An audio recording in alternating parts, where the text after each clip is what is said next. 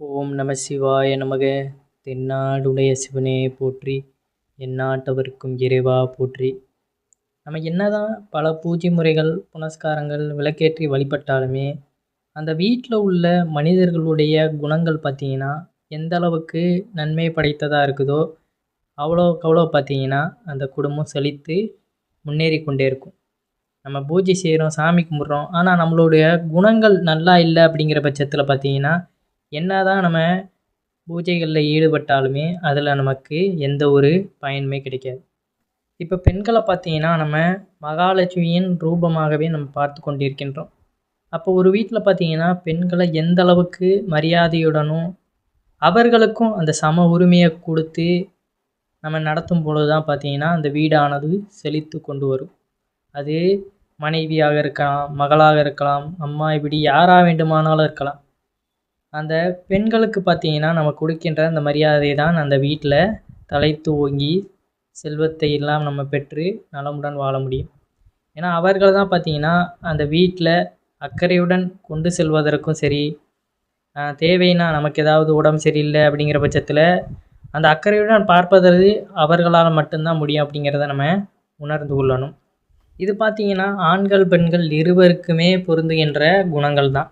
முதல்ல பார்த்தீங்கன்னா கர்வ குணம் அப்படிங்கிறது ஒருவர்கிட்ட இருக்கக்கூடாது. கர்வ குணம் படைத்தவர்களிடம் பார்த்தீங்கன்னா பணம் அதிகமாக இருந்தாலும் கூட அதனால் எந்த விதமான நல்ல பிரயோஜனமுமே இருக்காது.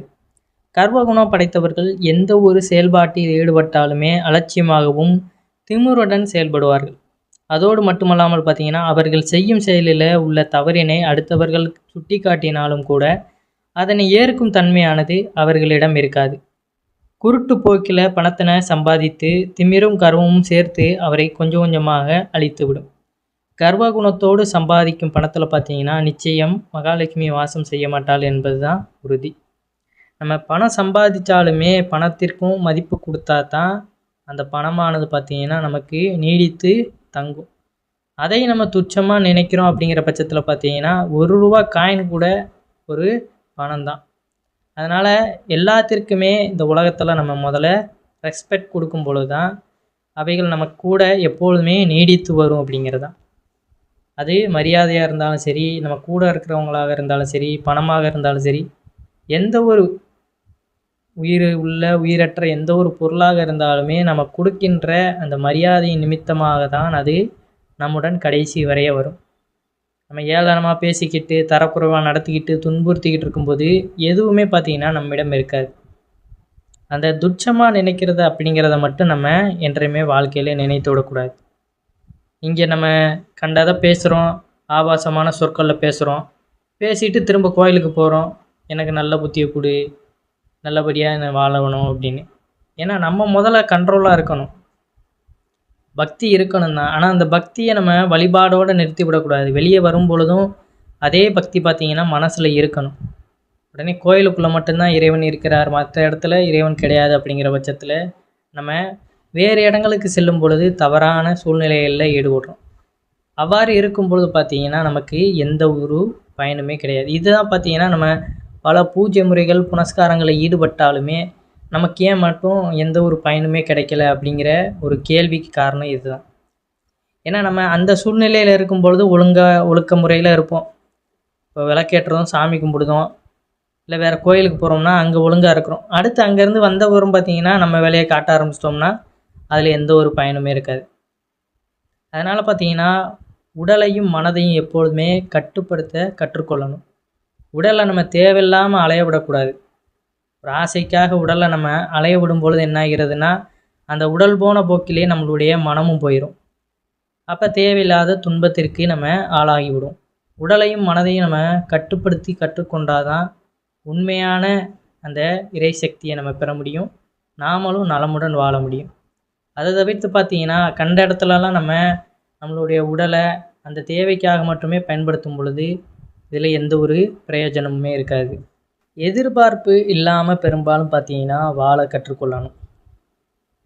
இப்போ ஒரு திருமணம் ஆகுது, ஒரு பெண்ணுக்கு ஒரு ஆணாக இருந்தாலும் சரி, பெண்ணாக இருந்தாலும் சரி, அவர்களுக்குள்ள ஒரு அண்டர்ஸ்டாண்டிங் அந்த விருப்பு இல்லாமல் பார்த்திங்கன்னா அந்த எதிர்பார்ப்பு இல்லாமல் அவர்களுடைய தேவையை அவர்கள் நிறைவேற்றி விடணும்.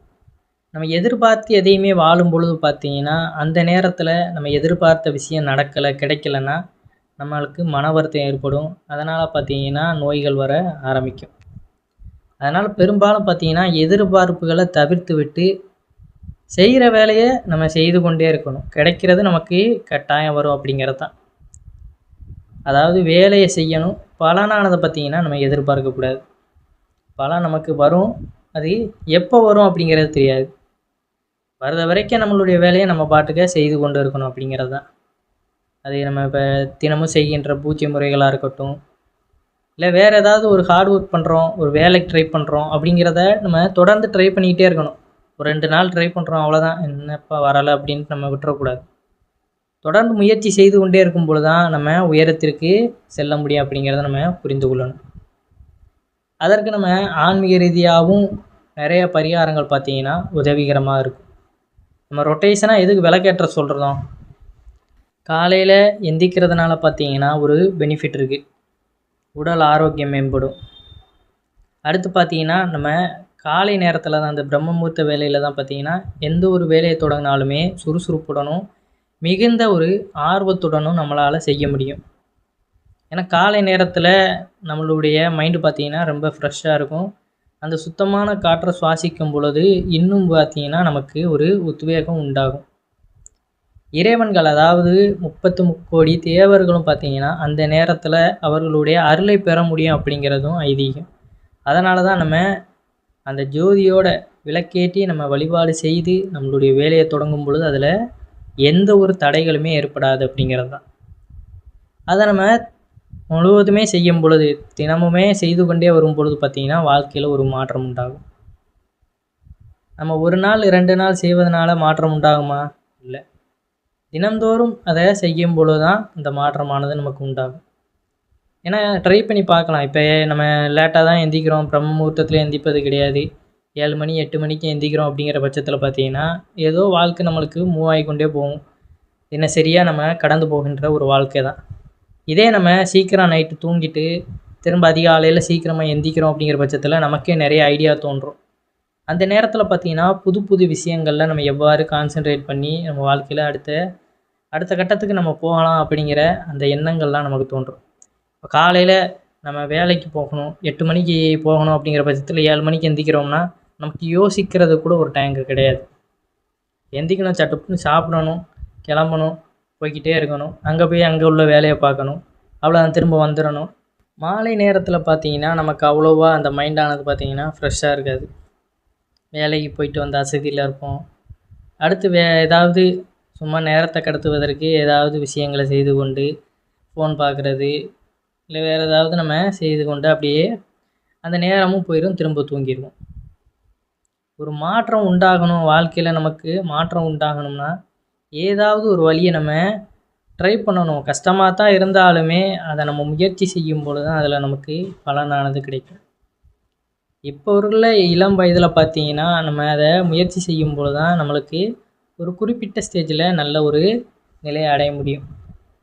அதனால் மறக்காமல் பார்த்தீங்கன்னா ஒவ்வொரு குணாதிசயங்களை நம்ம நல்ல குணாதிசயங்களை ஏற்படுத்தி கொள்ளணும்.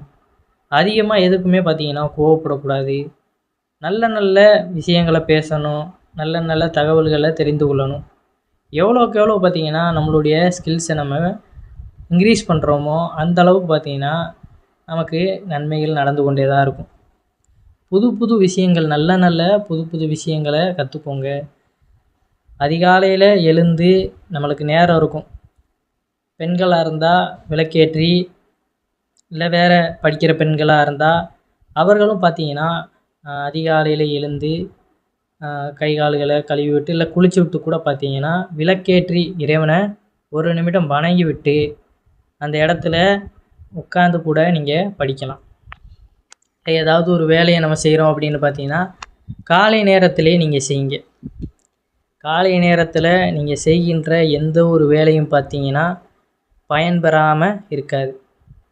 அதில் கண்டிப்பாக ஒரு அனுகூலம் கிடைக்கும், ஒரு வெற்றியானதும் பார்த்தீங்கன்னா கண்டிப்பாக கிடைக்கத்தான் செய்யும். அதனால தான் பார்த்தீங்கன்னா பிரம்ம முகூர்த்தத்துக்கு நம்ம அதிக முக்கியத்துவம் கொடுக்கறது. அந்த நேரத்தில் எந்திரிச்சு எந்த ஒரு விஷயமா இருந்தாலும் செய்யுங்க. ஏன்னா நம்ம எந்திக்கிற வரை தான், எந்திரிச்சிட்டோம் அப்படிங்கிற பட்சத்தில் பார்த்தீங்கன்னா நமக்கு அந்த அசதியெல்லாம் தெரியாது. எந்திரிச்சு காலார எங்கிட்டாவது நம்ம நடந்து போகலாம், இல்லை உடற்பயிற்சிகள் செய்யலாம்.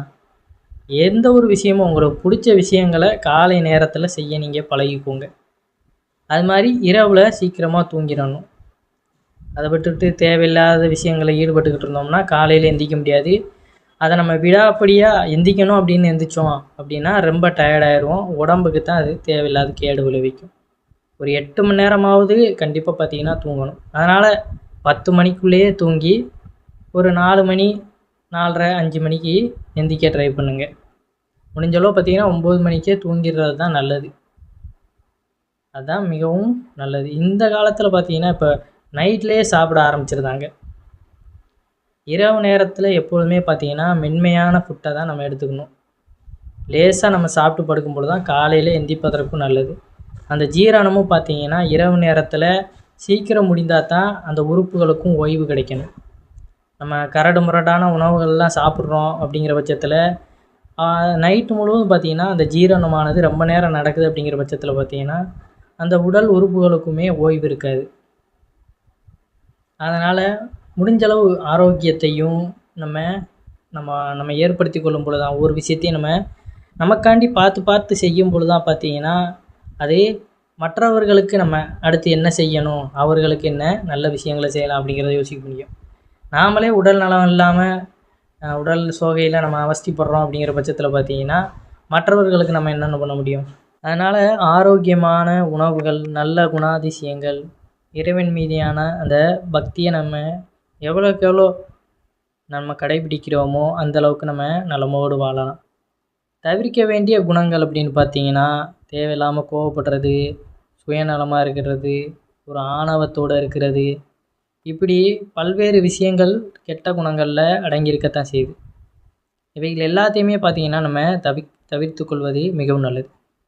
அதுலேயும் சில விஷயத்தில் பார்த்திங்கன்னா சகிப்புத்தன்மையோடு நம்ம கடந்து போயிடுறது நல்லது. ஒரு சின்ன இன்சிடெண்ட் தவறு நடந்துருச்சு அப்படிங்கிற பட்சத்தில் பார்த்திங்கன்னா அதை நம்ம சின்ன விஷயத்தை கூட பெரிய அளவில் ரொம்ப நம்ம பேசி கொண்டு இருக்கக்கூடாது. அவ்வளோதான், அந்த இடத்துல நடந்துருச்சு, அதுக்கு மேலே என்ன பண்ண முடியும் அப்படின்னு நம்ம கடந்து போயிடணும். அதற்கான சொல்யூஷனையாவது நம்ம தேடணும். அதை விட்டுட்டு பார்த்திங்கன்னா இது ஏன் நடந்துச்சு, எப்படி நடந்துச்சு அப்படின்னு நம்ம ஆராய்ச்சி பண்ணிக்கிட்டே இருந்தோம்னா அதில் எந்த ஒரு பயனுமே இருக்காது. வீட்டில் நம்ம எந்த அளவுக்கு பார்த்திங்கன்னா நம்மளுடைய குடும்பத்தில் உள்ளவர்களுக்கு நம்ம மரியாதை கொடுக்குறோமோ அதுவே பார்த்திங்கன்னா வெளியே அந்த குணங்களை நம்மளுக்கு கொண்டு வரும். வீட்டில் நம்ம எந்த அளவுக்கு மோசமாக இருக்கிறோம் பார்த்திங்கன்னா அதுதான் பார்த்திங்கன்னா வெளியே இடத்துலையுமே கொண்டு வரும். அதனால் உங்களை சுற்றி உள்ளவர்களுக்கு முதல்ல மரியாதை கொடுக்க கற்றுக்கொள்ளணும். அதுக்கப்புறம் பார்த்திங்கன்னா நம்ம வெளியே உள்ளவர்களுக்கு கொடுக்கலாம். வீட்டில் பார்த்திங்கன்னா ரொம்ப அதாவது வேலை செய்கிற இடத்துல நமக்கு மேலே இருப்பவர்களுக்கு கொடுக்கின்ற அந்த மரியாதை பார்த்திங்கன்னா வீட்டில் இருப்பவர்களுக்கு கூட நம்ம கொடுப்பது கிடையாது. வயதானவர்களாக இருக்கட்டும், பெண்கள், இவர்களுக்கு கொடுக்கின்ற அந்த மரியாதை தான் பார்த்திங்கன்னா வீட்டில் எப்பொழுதுமே ஆனந்தமாக வாழ வழிவகுக்கும். எரிஞ்சு விழுந்துக்கிட்டு எப்பொழுதுமே பார்த்திங்கன்னா செடுமூஞ்சித்தனமாக இருக்கின்ற இந்த குணங்கள்லாம் எப்பொழுதுமே ஒரு வீட்டில் சந்தோஷத்தையுமே அமைதியும் கொடுக்காது. அதனால் இவ்வாறான குணங்களை நீங்கள் தவிர்த்து விட்டு நல்லதையே பேசி நல்ல குணங்களை வளர்த்து கொள்ளும் பொழுது எல்லாமே நன்மையாகத்தான் நடக்கும். இந்த பதிவில் கூறப்பட்டுள்ள கருத்துக்கள் உங்களுக்கு பிடிச்சிருந்ததுன்னா உங்களுடைய நண்பர்களுக்கும் இந்த பதிவானதை பகிர்ந்து கொள்ளுங்கள். நம்ம வாழ்க்கையில் கோயில்களுக்கு செல்கிறோம், வீட்டில் பூஜை செய்தாலுமே பார்த்திங்கன்னா இந்த குணாதிசயங்கள் நம்மிடம் அந்த மரியாதை கொடுக்குற அந்த குணம் நம்மிடம் இருந்தால் மட்டும்தான் பார்த்திங்கன்னா அந்த பூஜை முறைகளுமே நமக்கு கை கொடுக்கும். இன்ட்ரெஸ்டே இல்லாமல் பார்த்திங்கன்னா இப்போ நான் சொல்கிறேன் தினமும் விளக்கேற்றுங்க, இறைவனை வழிபடுங்க அப்படின்னு நம்ம சொல்லும் பொழுது பார்த்திங்கன்னா அது நீங்கள் செய்கிறீங்க, ஒரு 10 நிமிஷம் செய்யும் பொழுது அந்த மனமானது இப்படி இருக்கக்கூடாது. 10 நிமிஷம் எப்போ ஆகும், முடிச்சுட்டு நம்ம எப்போ கிளம்பலாம், இப்படிங்கிற அந்த குணத்தோடு இருந்தோம்னா அதில் எந்த ஒரு பயனுமே கிடையாது. 10 நிமிஷமும் முழு நம்பிக்கையோடு நம்மளுடைய வாழ்க்கையை மேம்படணும், நல்லபடியாக இருக்கணும் அப்படிங்கிற அந்த மனப்பான்மையோடு நம்ம செய்யும் பொழுது தான் நமக்கு முழு வெற்றி கிடைக்கும். ஏன்னா மனிதர்களுக்கு ஒரு சின்ன சின்ன விஷயங்களை செய்யும்போது கூட பொறுமை இருக்காது. எப்படா முடிச்சு போட்டு தூக்கி எரிஞ்சிட்டு ஓடுவோம் அப்படிங்கிற மாதிரி தான் இருப்பாங்க. அதனால தான் சொல்வது. அதனால் பொறுமையுடனும் ஒரு விஷயத்தை கையாள கற்றுக்கொள்ளுங்கள். அது உங்களுக்கு பெருமையை வந்து சேர்க்கும். நன்றி, வணக்கம். அனைவரும் என்றும் இறையருள் பெற்று நலமுடன் வாழ வேண்டும். ஓம் நம சிவாய நமக.